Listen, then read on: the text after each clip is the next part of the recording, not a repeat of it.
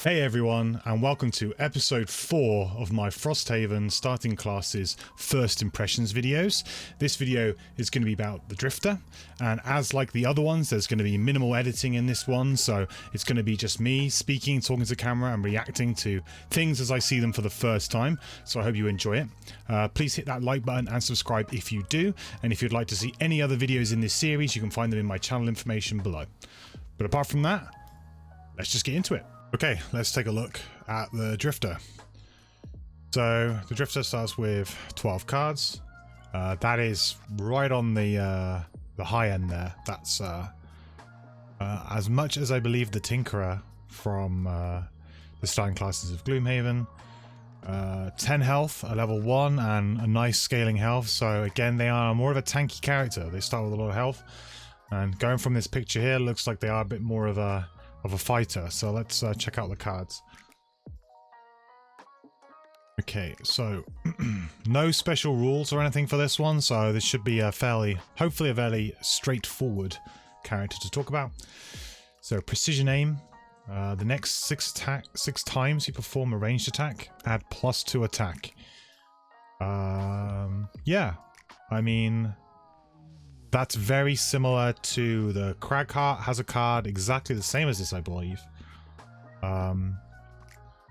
So yeah, this is a good effect, a very good effect. Heal 2, range 3. Move the character token on one of your persistent abilities back 1 space. Okay, so here we go. Now we've got something a little bit new. So that would be these things. So this is going to allow you to actually go back. This could be really, really interesting because that could allow you to essentially farm loads of experience points.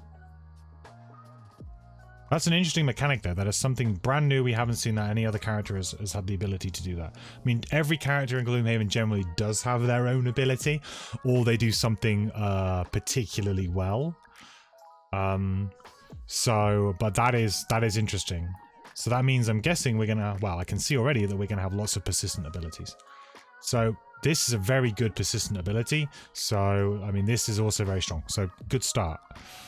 Attack 2, move the character token on one of your persistent abilities back 1 space again.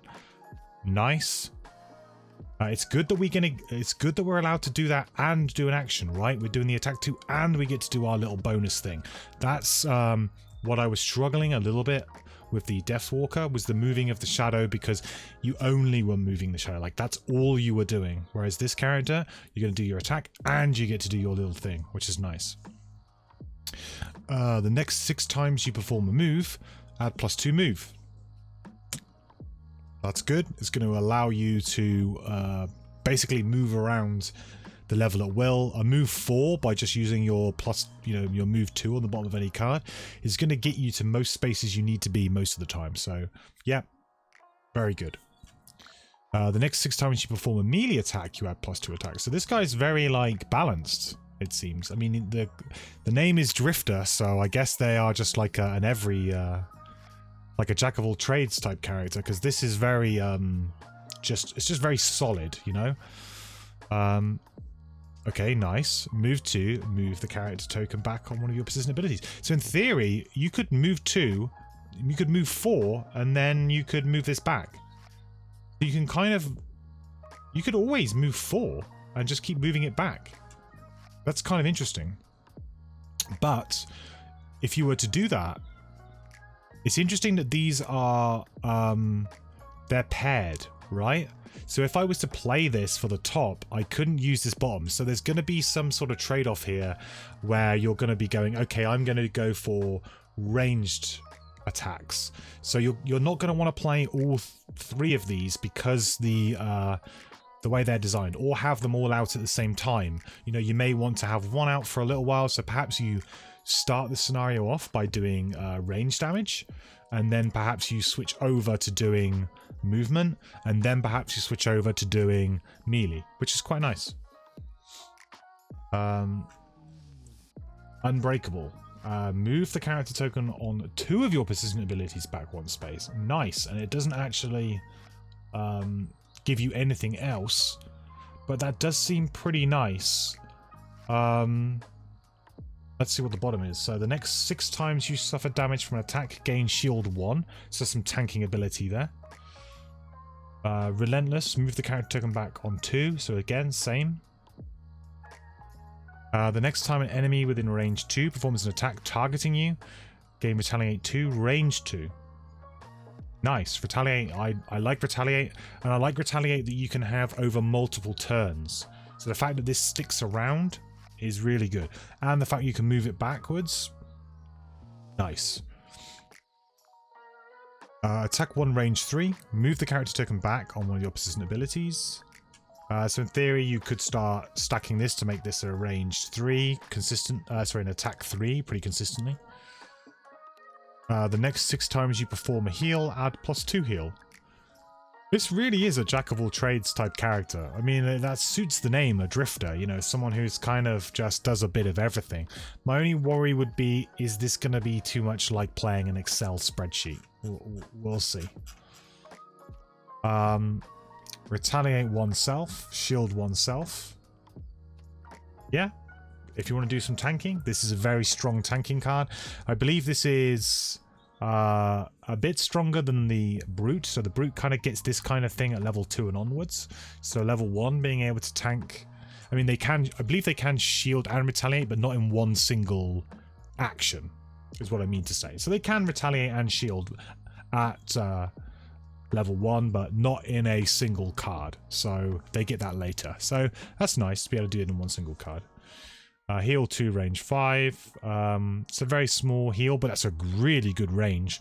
Heals can often have quite low range, so that range is very good. And you could pair that with this to get yourself an extra 2 heal. You know, for tanking, this is a good card. So far, it's looking like this character is going to be like a character where I like the idea that depending on the scenario and depending on who your team is around you, you can play a completely different playstyle. This is the kind of character that I think I would have a lot of fun just sort of trying out wacky builds and trying out different strategies each and every time. And because they're all, at least so far, they're level 1 cards, you're not really punished in that respect. And you've got 12 cards, so you've got a lot of cards to work with. But because I think the reason why they've given them 12 cards is that you're going to have to burn so many cards to have them out as these persistent abilities. So actually, although your hand size is 12, your hand size when you're actually sort of mid-game is going to be much lower than that. Draining arrows. So attack 1, range 2, target 2, muddle. So you can, again, you can boost this up with the extra attack. Target 2. So you can attack 3, target 2 with muddle. That's a good attack. That's a good attack. Ooh, move the character token back on 3, but then you burn this. That I don't like. This feels like a bit of a trap card to me. Because you are... I mean, those cards are being burned anyway, right? All of these persistent ability cards are burn cards. So... you're then burning another card to have out. I feel like you're starting to really limit your hand. If you had 3 persistent abilities out, right? You got 3 persistent abilities out. So that means that you're already down to 9 cards out of your 12. And then you burn this to move them all back. Now you're down to only 8 cards, which means that you're essentially doing, you know, 4 turns and then having to rest. Like, you are on a very short clock there, in my opinion. So I think this bottom is a bit of a trap. The top is a fairly decent ability, though. Especially, well, it's only decent if you pair it with the persistent abilities, but... yeah, this is interesting. I feel like this is a bit of a trap. I would be very cautious about doing this. You'd have to be in a situation that really warrants it, I think. And I'm surprised this doesn't give you any experience. Probably because this character is going to farm most of their experience through the forwards and backwards of all of these. Okay. Vile Assault, attack 2 and poison. Attack 2 and wound and burn it. I'm not a huge fan of that effect for a burn. I mean, if you were to do this against one target, you would essentially attack them for 2, poison, attack them for 2, plus 1 because of the poison, so 3, and the wound. This could actually be like an attack of 5 with, essentially, attack of 5, and you end up with the wound, so maybe 1 extra damage. 6. If you have a look at the initiative, I think it's pretty, you know, you can probably do that. You can probably get it off before the enemy takes a turn. So 6 damage for a burn. Plus there's a lingering poison and wound. Yeah, that probably does equate to a burn. It probably does equate to a burn in Gloomhaven. Well, in Gloomhaven it would definitely be a burn. But compared to some of the other cards and compared to what this character is trying to achieve, I would be very cautious about burning. You can obviously stack this with this to actually make it super powerful, which is, I'm guessing, is what they're trying to do. So if you were to pair it with this, yes, it could be very, very good. Then the bottom is just move 2, heal 2 self. That's pretty decent. I think that's pretty legit. You can actually pair that with 2 different cards. You can pair it with the heal and you can pair it with the move. So essentially you can get a lot of bonus out of that card. You could essentially move 4, heal 4 with this bottom, which is actually very strong. So this card might be worth keeping. If you wanted to go for like a pure sort of tank, a self-sufficient tank, I think that this bottom could be extremely good. Being able to move 4, heal 4, you know, throw up your retaliate and your shields, or even get your shield 1 out too. This could be very good. Violent Inheritance. Attack 1, loot 1. So here we go again. So another example of how they are... I think they're consciously changing the way that loot is done in Frosthaven. They're trying to make it much easier for people to get loot, because it was a bit of a problem in Gloomhaven. So with only one particular starting character being great for it, and also you would almost have to take a turn off to go get loot or position yourself in a good position to then take loot on the following turn.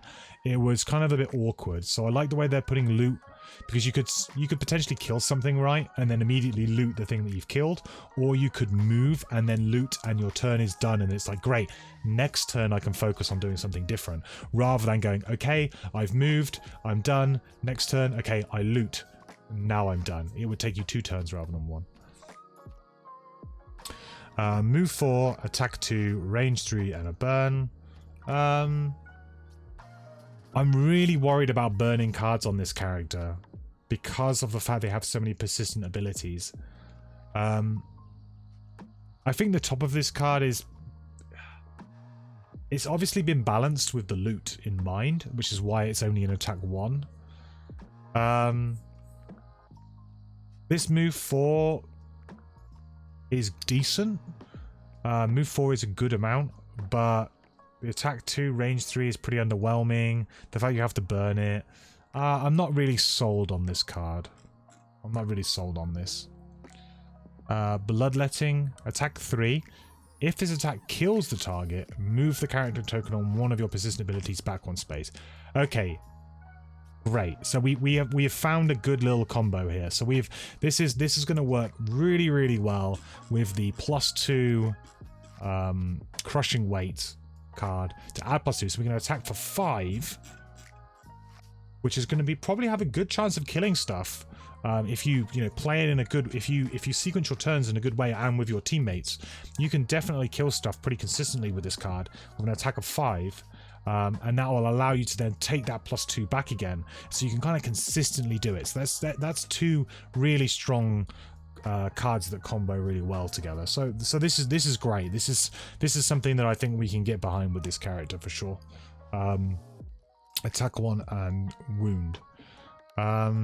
Yeah, again, they seem to be going heavy and hard on wound in with these starting characters. Now, I don't know if that's because perhaps we've got much tougher enemies in Frosthaven, because I haven't really looked at the enemies. I'm trying to keep myself spoiler free to a point, but this is basically, I'm willing to look at the starting characters because I know that I'm going to want to know stuff about the starting characters when I start playing. However, the enemies and stuff, I'm quite happy to experience as I play, but you know, I want to know what character I want to play, and I'm sure other people do too. So this wound effect seems to be being used a hell of a lot more, and that might be because of the types of enemies that we're going to be coming across, but might also because perhaps they feel like it was underused in Gloomhaven. So I like wound. I feel like this is probably the strongest card we've seen so far out of this character to combo with our other cards. So yeah, I like it. Deadly Shot. Attack 1, range 5 and poison. Again, I feel like this is going to be one of the cards that we're probably going to use fairly regularly just because it's a non-burn card. The poison is going to allow us to amp up our teammates' damage if we're playing more of a kind of a hybrid role, which this character does definitely seem to be this kind of hybrid character.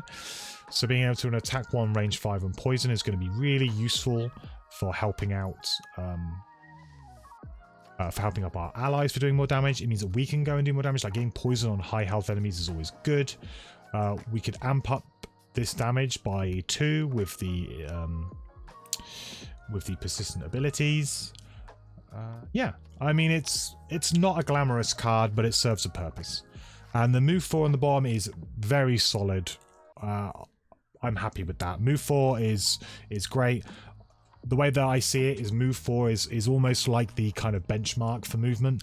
Anything below move 4, you know, I find like move 3 is kind of like a little bit underwhelming. Move 4, because it basically doubles your basic move. I always find the move 4 in Gloomhaven is a really good benchmark. So you every character could do with move 4. So if you've got access to move 4, that's great. Destructive Fury. So we're on to our X cards here. Attack 2 with a big, this is like quite a big range, and it's a burn. This is interesting because this is very similar to a card that the Triangles class gets access to. I mean, in fact, actually, I think there are a few different classes that get access to this kind of effect. This is, I guess you could almost kind of compare it almost to Flamethrower from the Tinkerer, except the Tinkerer's Flamethrower does not as many hexes and has wound attached to it too, and it gets you XP. I'm not a huge fan of this card. I feel like this is obviously a card that has been done because you're going to want to try and get your +2s, right? So if you manage to pair this, and in a perfect world you were to completely set up this pattern and you were to have your +2 melee attack card out, your persistent ability, you could do 4 damage to everything here. That would be nuts. That would be incredible and definitely worthy of a burn. However, I feel like on a more consistent level, you're probably only going to find yourself in a situation where you have 3 enemies out of this potential 5. That's going to kind of fit into that pattern. So I think it's more limited. I kind of wish this was worth XP as well, but I can see that they've obviously taken the XP away from the cards because they want to add it to those persistent abilities, and they want you to manage your persistent abilities to get your XP. So it's almost encouraging you to do these persistent abilities, moving backwards and forwards a lot more, because that's the way you're going to progress this character, not through just playing cards with like big effects. Attack 2, range 3 on the bottom there with this is a fairly simple pattern. You can set this pattern up fairly easily. Again, with the +2, essentially you could be doing a 4 damage attack against 3 different targets. That's strong. That is definitely worthy of a burn, but you have to use it with another card for it to be good. If you compare this to something like the Tinkerer you know, has the net shooter ability, which is an attack 3, range 3, this pattern, and adds immobilize, and it gives you an XP for each enemy that you targeted, so a max of 3 XP. I think that that's stronger than this because it doesn't require the setup of you having the other card in play. Immobilize is also a good effect and can actually be really useful when you're against like skeletons and things like that. Yeah, I think this is underwhelming. This has obviously been brought down in power level because they are aware of the combo potential. So I think that this is actually underwhelming as a level, as like a card that's available to you at level 1. And the fact that they're both burns, I think is a bit of a trap. I wouldn't be taking this card with me, I don't think. No Remorse, heal 3, range 3. It's a nice heal. It's on a good initiative. It's a fairly simple, level 1 heal. Pretty basic. I mean, it's an X card, but again, this doesn't really matter apart from enhancements. So, move 3, attack 1, move 3. On a burn, that's not great. I mean, actually, to think about it in a vacuum, would you burn a card for a move 6? In original Gloomhaven, you would burn a card for move 6. And you would probably do it at the end, like you'd do it like towards the end of the scenario because you're probably trying to rush to get that chest, or you need to get to a hex to loot something, or to kill an enemy or something. You need to close a gap. So I suppose that's okay if you just consider this is like essentially a move 6, but you have an attack sandwiched in the middle there that you could use. Yeah, sure. It's not too bad. But the problem is that the top is depending on if you're being more of a tank. If you're being a tank, I think that then the top is useful. But it's the top isn't consistently useful enough that you could warrant having this card in. So I'm a bit I'm not too sure about this card. I'm not too sure about this one. Depends on your build, I think. This is like a sideboard card for a specific build or scenario, I suggest. Fortitude. Anytime you kill an enemy, move the character token on one of your persistent abilities back 1 space, and this is a burn. Okay. Seems super good. But again, it's another burn card. So if you think about it now, you could potentially have 2 or maybe 3 persistent ability cards out. And this. I think the way that this character is meant to be played is much different to how persistent abilities were probably played in the past. Because persistent abilities in the past, most players would try and get them out fairly early because it makes sense, because you can get the most value from them the earlier that you play them. But perhaps you actually want to do it a lot more kind of situational with this character, because you have the ability of moving them backwards, so you can kind of play them out a lot more situationally rather than playing them out all at once.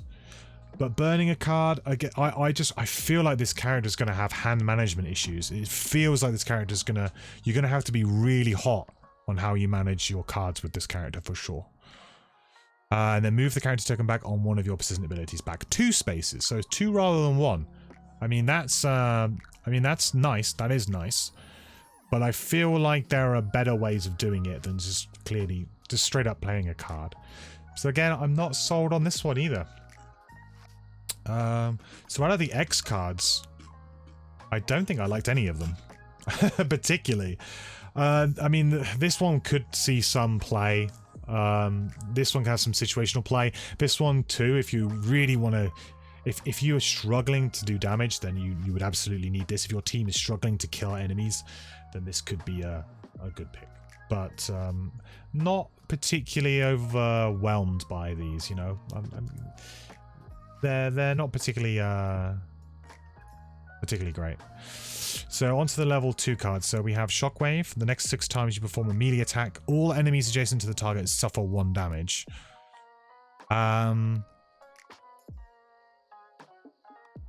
That's pretty nice. If you're a tank and you're in there and you're doing melee damage, and the fact you can keep moving this backwards, this is basically just chipping damage away as the scenario goes on. I quite like that. It's, you know, it's kind of like doing, it's like a free wound almost on different things, right? Without them being able to heal through it. And the fact that it's one pure damage as well, like it's true, it goes through shields, will mean that this could be a really effective way of killing, you know, high shield, low health enemies by just like, you know, attacking their friends and them taking damage. Yeah, I mean, I quite like that. I think that's a pretty good persistent ability. And the bottom is move 2, push 2, target one adjacent enemy. That one is just fine, really. Push, I haven't seen any other... I mean, there are quite a lot of starting classes that want, you know, groupings like this, or, you know, for example, the Banner Spear wants some quite specific groupings. So push might be useful in that respect. But usually I find that in Gloomhaven, I use push to push things into traps, not really into positions for other things. So we haven't seen many ways of doing that. So I think this is, I mean, this is like a solid card. I kind of wish this had a little bit more movement though. But, you know, push could also sometimes be useful against things like living corpses where, you know, the enemy is not moving and is going to do a huge attack. So you need to kind of get in there, you know, do a bit of damage and then push them away, or you need to push them away from somebody because they're going to do some big attack where they don't move. So yeah, push can definitely give you some options. So it's a nice added bonus to have. Ever forward, so attack 2, range 4, regenerate self. So regenerate is something that I am a fan of. I do think regenerate is a very strong effect that they're bringing in from the expansion. But if you're going to be tanking, then regenerate is not great because you're going to be taking damage. So regenerate just kind of ends up not doing a lot. However, if you're playing more of a ranged build with this character, or you can potentially do this, kill something, and then like do a long rest, you could regain a good amount of HP by doing regenerate. The bottom is move to shield oneself. That's interesting because that is like a tanking. That is straight up a tanking card on a tanking initiative too. So I think that it's quite nice that at level 2 you're definitely given 2 cards to pick that are going to be like, what is your play style, right? You know, is your play style, are you the damage dealer in your team, you know? Then if you're going to be doing some damage and you're expected to like get in there, then Shockwave I think is better. If you are actually going to be more of a tank for your team, you're going to just need to, you know, absorb a bit of damage, then I think Ever Forward is a good choice. It's nice to have 2 cards at level 2 that are actually good for different reasons, and you could argue that you could take either of these 2, to be honest. Personally, as I like to play aggressively, I'm taking Shockwave probably, but I can definitely see a case for taking Ever Forward, but Shockwave would be the card that immediately my eye, like, you know, I spring to, because it just seems like, hey, that could be really strong. So level 3, we get Fierce Barrage. That is an attack 2 with 2 adjacent. That's really basic. Like for a level 3 ability, that is like, that's downright worse than most. I mean, like most level 1, you mean like you've got level 1 cards that do that for the brute, you know, with an attack 3, you know, with like Leaping Cleave, which Leaping Cleave is a great card. You know, this doesn't give you any XP. This is really vanilla and boring. So let's hope the bottom's better. The next 6 times you move a character token back, move any character token back 1 space. Jeez. Okay. So the next 6 times you move a character token back, you move any character token back 1 space. There's just more moving stuff back. I'm struggling with this character to see what does a turn look like for you? It feels like you're going to be moving so many tokens around like all the time, and managing that is going to be an absolute nightmare. And how many of these persistent abilities are you going to have out at once? I don't think you can afford to have more than like 2 or 3. And as the game goes on, you're going to be really like you're going to really start to limit yourself on your ability. The fact that this character is like a jack of all trades, I like the idea that it's a jack of all trades character, that you can kind of build it in different ways. And this character is definitely going to have a lot of different opinions. I think a lot of people are going to give varying opinions on what's good, what's their favorite build, what they like to do with this character. It has a lot of potential for people to mess around with and come up with interesting things. But I'm really struggling to see how you are going to have all of these out at once and manage that. It is going to be very spreadsheety. This is going to be a very spreadsheety character. This is going to be, you're going to need to know what you're doing, and you're going to need to know how to do it well. And you're also going to need to really be careful. In terms of difficulty so far, this is probably by far the most difficult character, I think, to play that I've seen out of the new ones, because you can seriously hurt yourself with this character. This is not a character that I would suggest anybody who has no experience of Gloomhaven play immediately, or if you are, please, I would suggest that you try and do a few dummy scenarios or something to see if you can if it's for you, because this kind of character, I can see you getting yourself into a hole and getting frustrated with it. Because of the way you move tokens backwards and forwards. But again, some people will absolutely love that. Okay, I think this character has a lot of opportunities, and a lot of people will love that. It's just not for me so far from what I've seen. It's too vanilla for the work you have to put in for the effect. But that might change as you go up in higher levels. But for level 3, this is quite a... I mean, the bottom is interesting, but the top is really forgettable. Not really worth the card, certainly. So, even if you have the +2, if you can have the +2, it's an attack 4. I guess you could, reoccur like an attack 4 if you have the +2 melee bonus active. So that is something. So it is a card that perhaps you could use to some good effect with the attack 4. But again, attack 4 is not a huge amount when you consider that the Brute has an attack 3, that gains them an XP every turn. That's not a burn. And it has a move 3 jump on the bottom, which is leaping cleave. So in comparing it to a Gloomhaven character with a, I know it's not fair to compare apples and pears, but you're going to make you're going to do that. You're going to make comparisons, right? The interesting thing is that when you so this can obviously stack in interesting ways, because you can, for example, what happens? You could choose to move this token back on this ability, which would then allow you to move the character back on any other one. Feels kind of weird to me. I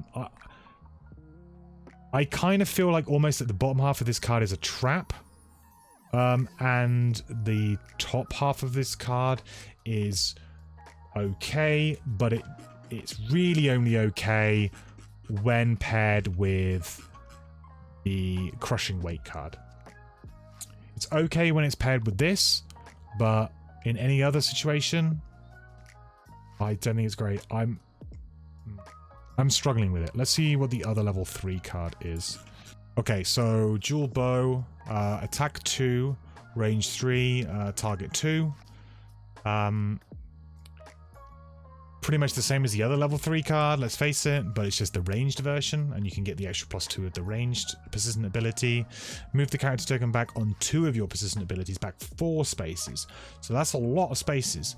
And it kind of does it immediately rather than having to take time. So there is a bit of a downside to this, because obviously this one you'd have to immediately choose which 2 of your abilities that you wanted to move back 4 spaces.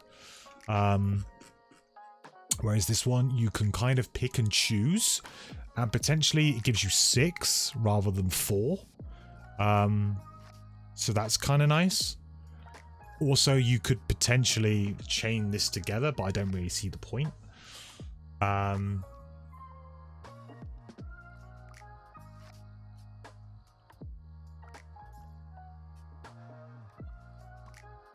It's difficult for me to say. I think this is all going to be down to your build. Like, if you want to go for a ranged build, then this is the card to take. If you want to go for a melee build, then the other card's the one to take at level 3. But I will say that I don't find so far this is not particularly interesting to me, this character. It seems very difficult to play and to play well because of this management of the persistent abilities, because I don't think you can afford to have many persistent abilities out at once, because you will just deck yourself pretty quickly, which I think makes the character quite hard to play and to play well. And also the benefits that you get are fairly marginal. I mean, +2 attack here. If you think about different characters like the Mind Thief that has the Mind's Weakness, which is you know, far and away the best augment that they get, but that card, it stays out and it's just +1 attack, right, to all of your melee. It's just +1 attack, and you can get rid of it, change it out. You don't have to burn it. This one you have to burn, and you have to work for it. It's +2 instead of +1, which I appreciate. It is much better, but you have to work for it. So in my humble opinion right now, this is my first impression seeing this character, it feels like the extra faff that you have to deal with in terms of moving tokens backwards and forwards and managing that, to me isn't particularly exciting. But the character does give you a lot of options for playing the character in terms of if you want to go ranged, melee, you know, a tank, healing even. There's heal options, so there's a diverse mix of cards here. Level 4, attack 3, range 3. If it kills the target, move the character token back. Again, I like these effects because, again, even just look, adding that extra attack there instead of the attack 2, that means we're going to attack for 5. That's just like, there's a good chance we can kill something there if we plan our attacks well. Obviously, depending on what our attack modifier deck is, we'll have a look at that in a sec to see sort of how aggressive it is. But yeah. And I like the fact that this is kind of like, we get a little bonus for doing it, right? That feels nice. If I was to play this character, this is certainly like, I would be trying to do this like as much as possible. Like, I'd really be trying to work out how I do that. Move 4 if you've killed an enemy this round, and then you get to do it again. So even if you didn't, so if you killed it with a different ability, so this is really nice. If you killed it with a different ability, then you get the bonus. That I really like. That I really like. Because that means that you can use some completely different card and still get the bonus. That's cool. I like it. Move 4 is super good too, and the 40 initiative is sort of, you know, middle of the road, but it's not awful. Generally I like early initiative cards on pretty much all of the characters that I play, because I try to be aggressive and kill things before they get to act. So I'm definitely in the early initiative camp. So I always prefer characters that have lower initiatives, generally my personal playstyle. Chunk of Flesh, attack 2, heal 2, range 1. So again, we can buff this up a little bit to make it an attack 4 or a heal 4. Move the character token back on one of your persistent back 1 space. Nice. Okay. Don't have to kill anything for that. We just get it, which is kind of nice. The next 6 times you suffer damage for an attack, gain shield 2. So this is really good tanking. This is really good tanking ability. It's a shame it takes until level 4 for us to get it though. If you think that the brute at level 1 gets warding strength, which is 1 shield. Now, I appreciate that this character can move it backwards and forwards. So essentially you could have, if you were clever, and I don't think it would take you much, you could essentially ensure that you have shield 2 for the entire scenario. Pretty much, if you wanted to, which is very strong, especially if you were to then pair it with some items that give you some more shield 2, or even pair it with the other cards, you know, that give you shield themselves, right? You know, you could definitely do an interesting tank build with this character. A very strong tank build with this character, I suggest. By the time you get to level 4, you do have to get to level 4, but by the time you get to level 4, you can get it. So yeah, this character seems interesting in the fact that you can kind of go some very different directions with it, but my main concern with it is the bookkeeping that you're going to have to do. It's going to prove quite difficult to play, because I feel like a lot of people are going to say, great, I can do all this stuff with persistent abilities, let's play all these persistent abilities out, and then find themselves decked after, you know, halfway through a scenario because they just haven't understood the way the character plays. And I think that could switch people off of this character quite quickly, because it would immediately just feel counterintuitive. You know, hey, I've got all these abilities that let me move stuff back, but I'm only supposed to be using, you know, 2 of them at a time or 1 of them at a time, and I'm losing them every time. So my main concern with this character will be decking yourself, the complexity of play, but on the plus side, I think that you have some really good opportunities to build some interesting building some interesting directions with this character. Let's have a look at the actual sheet for the Drifter. Here we go. So remove 4 zeros, remove 2 -1s, remove a -2, add 2 +1s. So again, pretty consistent. That is definitely making your deck very consistent at hitting basically +1. So in theory, it's making your deck very good towards the end of your play, hitting +1, which is, you know, that's a good place to be, especially when your attacks are already hitting for like 4. To be able to say that your attacks pretty consistently hit for 5 or maybe even 6, that's pretty good. Add Pierce. Pierce level 3. I mean, that's quite high. Push, not a fan of that. Muddle, I do like Muddle because I think that it has an effect. I'm wondering if they're changing the rules in Frosthaven to do with the way that the rolling modifiers work, but because sometimes this can end up hurting you when you have advantage. Add 1. Move back 1 character token. I don't like this. So again, this is like inconsistent. I mean, you can get like a little bit of a bonus here, but I would rather add damage or muddle because it affects the board in a much more real way. Ignore negative scenario effects and add 1 +1. Nice. Ignore negative item effects and add 1 +1. So this is allowing you to tank.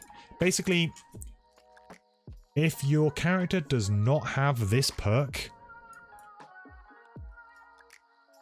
here, they are going to be a suboptimal tank. So this is like a good way of sort of saying, like, does my character have the ability to go for a tank? This is the kind of thing that kind of will tell you, yeah, you've got a good chance of making it work. Now, there are characters that have, like the Mind Thief, for example, has a pretty weird and wonderful tanky build that they can go, which is kind of a bit of a meme, and it's funny, but it's not a I would say it's not a very consistent, reliable build. It's kind of like if you're playing in a 4-person party, then you can go for it, and your team probably won't hate you for it. You probably have a bit of fun with it. But if I was in a 2-person playthrough, or even maybe a 3 with certain makeups, I would struggle with that build as part of the team because it just doesn't contribute enough. But this gives you a good idea that, hey, this character has been, you know, we're thinking about this character as being a good, viable tank. I mean, you can see that through the cards that we saw, right? But yeah. So the Drifter, my general impression is that it is to be honest, it is probably the least exciting to me of the new characters that I've seen so far, because it feels a bit spreadsheety. It feels very intricate with the way that you need to play your cards. It feels like a lot of the cards might be traps, and that actually playing them can hurt you more than help you, especially if you, you know, end up not paying close attention to your you know, your available cards. This feels like a class in which I'm going to be constantly keeping an eye on how many cards I've got available to me, how many I've burned, how many are in my discard. I'm going to have to manage that hand incredibly tightly in order to get the best value out of what it is that I'm doing. So to me, on complexity levels, this is by far the hardest that I've seen so far. You know, out of the Banner Spear, the Blinkblade, and the Deathwalker, this has been the hardest so far. We've got the Germinate Necromancer to come, which may be more difficult, but this one seems the most difficult, but mainly because I think managing this character without decking yourself is going to be a problem for new players. So if, you know, playing a character in which you can go any which way direction and be useful to your team sounds interesting, I think this character might be for you. However, if you're a new player and you're just looking to, you know, I mean, in theory, if you were to go a simple build with ranged or melee, I think you could probably manage it if you were very strict on yourself and you said, okay, I'm going to do a ranged build and I'm just going to make sure that I pick up all the cards that help me do that. I think you could manage it and it would actually be a very basic, easy character to play because the mechanics themselves aren't tricky. But I think that if you were to be given at level 1 and you're going to take, you know, 4 different persistent ability cards, you're going to have to watch yourself. So this is an interesting character. I can't really, personally, it's not exciting me loads to play, but I think some people can do some interesting things with it, so we'll see. Okay, well, that's my first impression on the Drifter. Okay, so there we have it. That was the Drifter. It's certainly a class that personally I'm not particularly interested in. I think that the way you're going to have to play this character using those persistent ability cards and sort of put them out and then kind of cleverly move them around, for me, I don't think that's particularly glamorous. So this character is not for me. I'm not saying it's it won't be for everybody, but I'm certain that some players will really enjoy being able to play around with that mechanic of moving those persistent ability counters around and getting lots of additional value from those over what maybe a normal character would be able to do. But for me, this character just doesn't seem particularly interesting. The mechanic that they have, I don't think is you know, particularly interesting for me, and it doesn't sort of excite me in the way that I'm going to play. I'm not looking at this character and getting excited by the different ways that I can play them. So that's just my first impression of them. Who knows, perhaps some later level cards this character could really come into their own. This is a very early first impressions, but yeah, so far the Drifter for me has not really kind of tickled my fancy. So I think this character is it's different, but just for me it just doesn't really excite me too much. Okay, well, that was the Drifter. If you like what you've seen today, please do like and subscribe. It does really help me out a lot. I have lots of other videos in this series, so on all of the starting characters. So please see my links below and you can see any of the other starting classes videos. I also predominantly stream on Twitch at www.twitch.tv/mandatoryquest. I stream there every Monday, Wednesday and Sunday. So usually we play Gloomhaven, but other games too. So pop over and say hello. We're a nice community. And if you've got any questions, that's a good place to catch me.